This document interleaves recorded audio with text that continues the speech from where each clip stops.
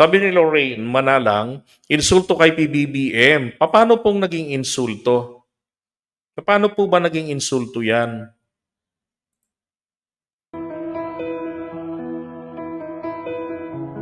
Diba? Hindi po insulto yan. Sabi niya kasi, insulto kay PBBM. Yung pinakita sa screen sa ASEAN, patunay lang na mas gusto nila si PRRD. Hindi po. Hindi po totoo yung sinasabi nyo. Yan po ay sinasabi lamang ng mga taga-batis ng Kamangmangan. Mangmanga po kasi sila eh.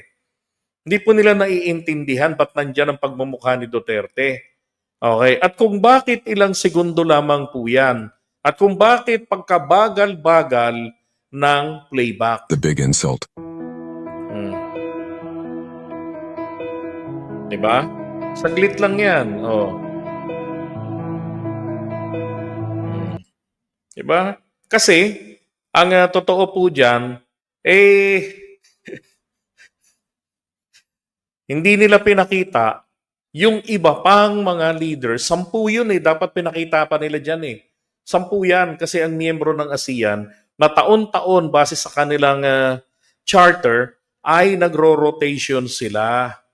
Okay? Hindi ho insulto yan kay PBBM. At hindi rin po yan dapat pumasok sa isipan ng mga taga-batis ng Kamangmangan. Kaya huwag niyo pagpapapaniwalaan. Okay? Kaya nga batis ng Kamangmangan eh. That's right. Throwback yan eh. Di ba kayo marunong ng throwback? Oh, ganito lang ho yan. Yung throwback parang tibak lang po yan. Sa likod yung malalaman. Ganun lang po yun. Ano? Alam nga na magpakita ng kasalukuyan. Tama nga naman. Ano, gusto nila ipakita si Duterte nasa rehas.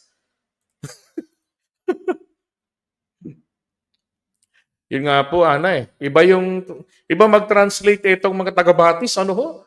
Talagang paurong. Ay, nako. No.